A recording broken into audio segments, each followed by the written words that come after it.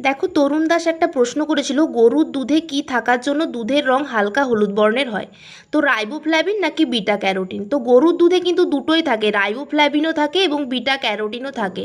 তবে most probably যেটা বেশি পরিমাণে থাকে সেটা হচ্ছে বিটা ক্যারোটিন থাকার জন্য। তো দুটোই যদি ক্যাটাগরি টুর প্রশ্নে আসে তো সেক্ষেত্রে দুটোই উত্তর করে আসবে, রাইবোফ্ল্যাভিন এবং বিটা ক্যারোটিন। যদি ক্যাটাগরি ওয়ানের প্রশ্নে আসে তো সেক্ষেত্রে তোমরা করে আসবে বিটা ক্যারোটিন, কিন্তু দুটোই হবে, রাইবোফ্ল্যাভিনও হবে, বিটা ক্যারোটিনও হবে। ওকে, এই রাইবোফ্ল্যাভিন হচ্ছে কি বলতো, রাইবোফ্ল্যাভিন হচ্ছে ভিটামিন বি টু এর রাসায়নিক নাম, আর বিটা ক্যারোটিন যেটা কিন্তু গরু ঘাস থেকে সংগ্রহ করে। ওকে, তো আশা করি তোমাদের প্রশ্নটা ক্লিয়ার হলো। যদি তোমাদের ক্যাটাগরি ওয়ানে আসে সেক্ষেত্রে বিটা ক্যারোটিন উত্তর করবে, যদি ক্যাটাগরি টুতে আসে রাইবোফ্ল্যাভিন এবং বিটা ক্যারোটিন এই দুটোই করবে, কারণ এই দুটোই কিন্তু গরুর দুধে পাওয়া যায়।